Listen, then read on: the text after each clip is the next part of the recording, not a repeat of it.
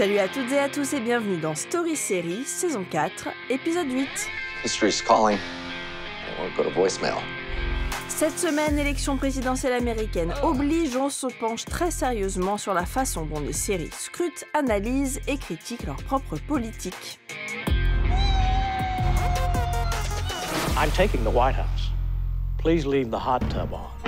De The West Wing à House of Cards, The Handmaid's Tale ou encore VIP, les séries américaines sont pour nous d'excellentes portes d'entrée et de compréhension sur ce qui se trame de l'autre côté de l'Atlantique.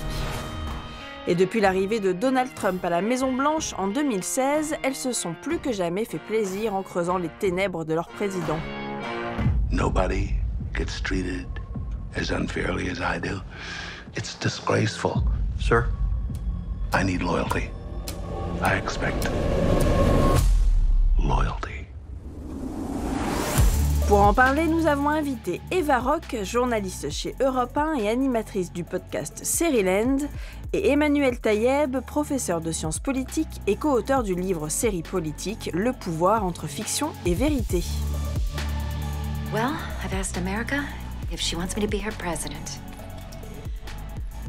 Now, she's gonna give us her answer. America doesn't just love you, ma'am. She is in love with you. We've lost Kentucky. Alors avant de commencer cette émission sur les séries politiques, je vais quand même être complètement transparente. On va préciser qu'on enregistre cette émission le 29 octobre. Donc on ne sait pas qui sera élu. Votre série politique préférée, c'est laquelle? Ah mince. Elle n'a pas vu venir.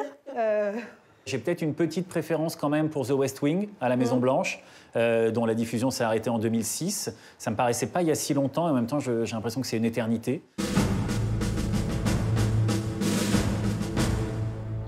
Show Me a Hero, qui est une mini-série de David Simon sur de la politique locale. Celle-là est vraiment plausible, réaliste, inspirée de faits réels, sur la solitude de l'exercice du pouvoir, sur la violence, sur la traversée du désert, sur ce que ça fait au couple, à l'intime. Un maire qui va essayer de promouvoir des HLM en fait, réservés aux familles noires dans un quartier blanc, et ça va mettre la ville à feu et à sang, et lui, ça va l'affecter profondément.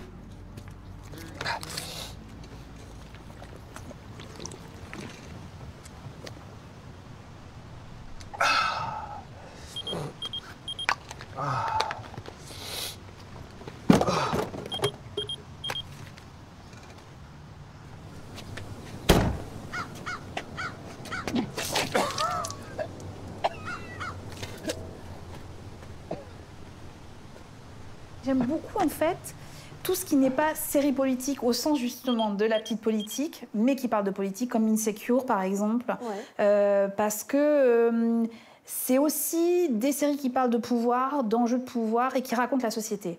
Et comme j'ai tendance à penser que tout est politique, je suis plutôt, voilà, j'aime bien ces séries-là. Voilà. Si on va dans le sens de tout est politique, ce que je pense aussi, il y a des séries qui ne sont pas politiques, c'est-à-dire qui ne s'affichent pas comme telles, mais qui en fait évoquent la politique, l'économique, le social. Si on prend The Wire, la grande série de David Simon, sur l'ensemble des 5 saisons, en réalité, tout s'entrecroise. Et le politique, il est à la fois très présent, en même temps, il est derrière, il détermine plein de choses et il articule l'ensemble des personnages. Donc on voit bien qu'il y a une interdépendance entre le social, l'économique, le politique. Et David Simon le voit très bien. We don't have the courage and the conviction to fight this war the way it should be fought, the way it needs to be fought, using every weapon that we can possibly muster. If that doesn't happen, well, then we're staring at defeat. And that defeat should not and cannot and will not be forgiven. Moi, je le trouve formidable, David Simon, parce qu'on pourrait parler de Trémé aussi, qui est pour moi aussi une série politique. Sur Tout le travail de David Simon, de toute façon. Tout son travail est vraiment remarquable.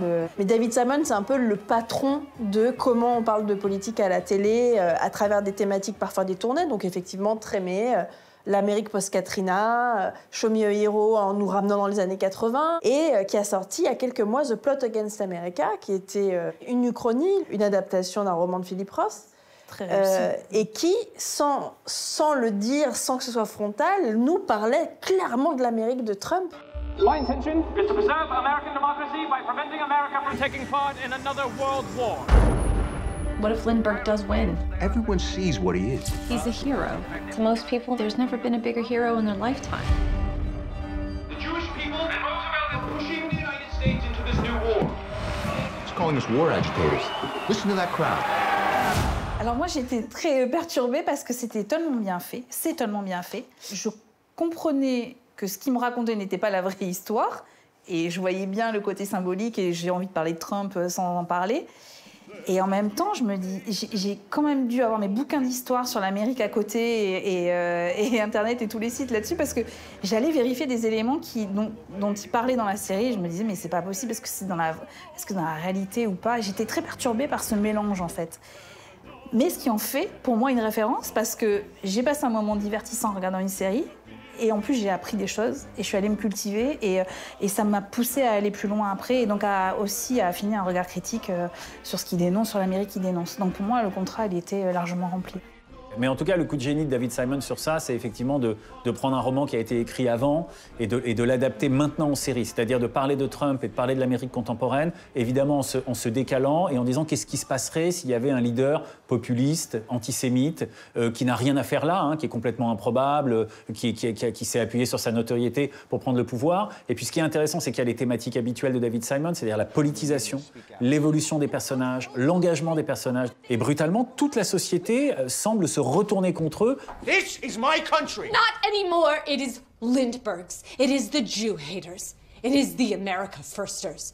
It is the people who chase children down the street asking questions and then deport their families to Kentucky. It's their country. Et l'idée, c'est de dire, quand il y a un leader populiste, ça va relâcher une violence qui va être une violence de la société. Et c'est ce qu'on voit aux États-Unis avec le suprémacisme blanc, avec des gens qui vont s'armer, avec à nouveau un pays qui se redivise ou en tout cas qui accroît encore la fracture entre blanc et noir sans qu'on arrive à s'en sortir et avec un Trump qui met de l'huile sur le feu. C'est marrant, on dirait que vous venez de raconter Watchmen en fait. C'est exactement ce que j'étais en train de penser. On dirait le pitch de Watchmen. Congratulations, son. Do us proud. Be safe out there. Congratulations, son. Do us proud. Be safe out there.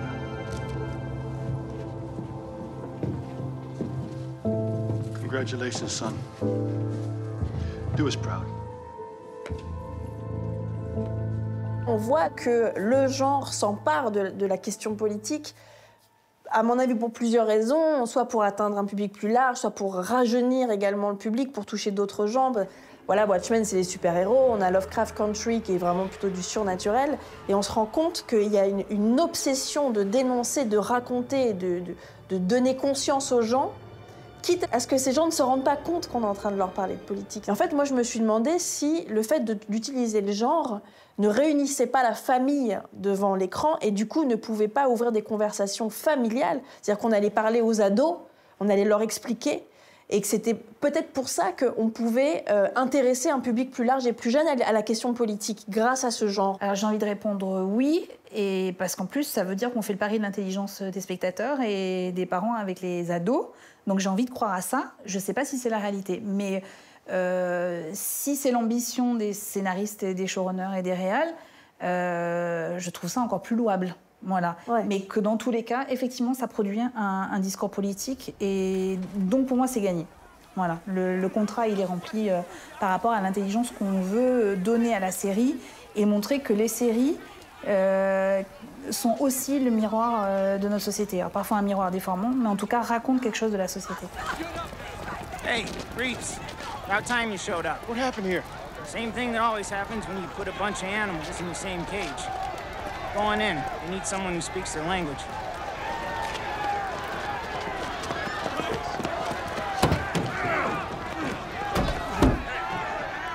Enfin, on prend la série comme un objet culturel et un objet politique. Et on le regarde avec sérieux. Ça ne veut pas dire de tout intellectualiser, mais d'avoir le même discours critique que les séries ont sur notre société. Et donc là, on sent que c'est un cercle vertueux et qu'on n'est pas simplement devant un objet de divertissement pur comme on a pu le penser pendant des années. Et les séries, c'est aussi, moi j'ai le sentiment, le lieu enfin, c'est un lieu cathartique et c'est aussi le lieu où on va pouvoir, on a l'impression qu'en tant que spectateur, on est compris, on est entendu parce qu'on va voir dans une série quelque chose qu'on pense et dont on a l'impression qu'on est seul au monde à le penser. Et moi, j'ai eu le sentiment, en regardant The Good Fight, depuis le début, qu'à chaque épisode, je me disais « mais oui, mais c'est ça qu'il faut faire ». Et il y a une saison qui est extrêmement frontale, qui est même, c'est même étonnant qu'elle ait pu exister sur une chaîne publique, où on a des réunions dans un cabinet d'avocats où on va chercher des solutions pour destituer Trump. We're in a very peculiar time. No, that's right. We should laugh. It's the only sane reaction these days. We're living in a time of farce, not tragedy. And the Democratic Party, for the first time, has a plan to respond. You can laugh at that, too. Oh, no, I'm done. Our hope is to win this November, both the House and the Senate. And if that's the case, we want to be ready to impeach President Trump. Alors moi, je me suis réellement posé la question en regardant Good Fight, est-ce qu'on pourrait le faire en France? Moi, j'ai l'impression que si on parle des séries politiques, en France, on n'a pas cette culture-là d'avoir des héros qui sont des personnages réels. Baron Noir, qui est quand même, pour moi, la grande série politique, on a des gens qui ressemblent à, ou qui sont des agglomérats de telle personne et telle personne. La seule chose qui pourrait venir changer, c'est qu'on est dans une forme de radicalité de la vie politique en France, parce qu'on est post-Gilets jaunes et qu'on est en période de Covid et qu'on a vu qu'il y a quand même des affrontements idéologiques extrêmement compliqués. Et je me dis, tiens, est-ce que là, on ne va pas aller... est-ce qu'on voit aux États-Unis qui a tendance à infuser chez nous, un peu avec du retard, mais est-ce que justement, c'est pas en train de s'infuser? Est-ce qu'on ne va pas avoir enfin une série, je dis enfin, je ne sais pas si c'est une bonne chose, mais est-ce qu'on ne va pas avoir une série où il y aura effectivement une série politique avec un personnage qui s'appellera Emmanuel Macron? T'es candidat à quoi? La présidentielle. On parle quand même d'occuper la même fonction que François Mitterrand ou le général de Gaulle, alors inévitablement on se sent tout petit.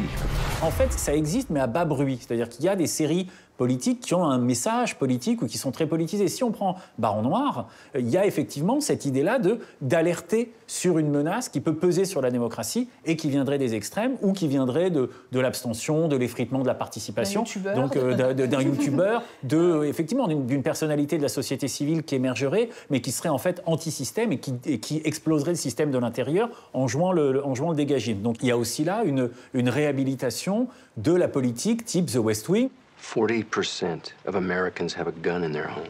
Only 16% believe gun ownership is an absolute right. Only 9% believe it's an absolute wrong. There's a middle, we can win them. Not when we're running the MS defense, Mr. President. Which we wouldn't have been doing if... If what, sir? Nothing. Ce qui est drôle, c'est que je trouve qu'aujourd'hui, quand on regarde The West Wing, c'est de la science-fiction. Oui, c'est-à-dire qu'on est tellement dans une situation gravissime et surréaliste et où, à des moments, on se dit « mais on est en train de rêver », que ce président honnête, ce président droit, qui dialogue, effectivement, comme vous disiez, ou que le meilleur gagne avec les mêmes armes. Ouais, ça a été oui, mais complètement ça, c'est l'humanisme débordant d'Aaron Sorkin. President Bartlet has done this well and ably, and he deserves nothing less than our humble appreciation. Heartfelt gratitude. Nice what he said about you. This is the basis on which I make my appeal for your support. He just picked up 5 million Democratic votes. Je voulais qu'on parle un peu de comédie, parce que finalement, c'est pas si évident que ça que la comédie parle de politique. Moi, ma comédie préférée du monde entier, de toute la vie, c'est VIP. C'est vraiment, pour moi, un sommet de drôlerie avant d'être une série politique. Elle est intéressante à plusieurs égards. Le premier, c'est qu'elle est écrite par un Anglais, donc on a un regard extérieur sur la politique américaine. Et ce qui est très intéressant, c'est qu'en fait, ils ont arrêté cette série en disant « en fait, on n'en peut plus », parce qu'à chaque fois qu'on a des idées ultra absurdes, pathétiques, impossibles en salle d'écriture, un an après, Trump nous le fait. Mr. Speaker, the President of the United States. Thank you, Mr. Speaker, Mr. Vice President, members of Congress, my fellow Americans. I'd like to begin today by saying a few words. Je trouve ça assez intéressant dans le sens où il y a une vraie question de responsabilité de la part des créateurs de séries. Ils se posent vraiment ces questions-là. Et d'où l'idée aussi que c'est pas que du divertissement, qu'il y a quand même quelque chose derrière. Et des fois, ça peut être très troublant parce qu'on se moque d'un truc. Est-ce qu'on comprend vraiment le second degré? Jusqu'à quel point? Voilà. Mais je trouve que la comédie est extrêmement intéressante dans ce qu'elle peut... dans la caricature, jusqu'où ça peut aller. Si effectivement le monde politique lui-même devient grotesque, alors on arrête la série comique. C'est plus drôle, quoi. Ce sera plus drôle parce que ça ressemble au réel. Et donc il va falloir trouver comment recréer de l'humour en se décalant à nouveau à partir d'un monde politique qui lui-même est devenu délirant et relevant d'une comédie grinçante ou grimaçante. Je vous remercie beaucoup d'être venu. Merci à vous. C'est très chouette. Tell me how you're doing. Well, I'm trying to stay positive. We lost Oklahoma. Story Série, c'est terminé. La semaine prochaine, on quitte l'Amérique pour Londres et son milieu mafieux avec Gangs of London, pour laquelle nous avons rencontré le réalisateur Gareth Evans et l'acteur Joe Cole. I'm not interested in peace.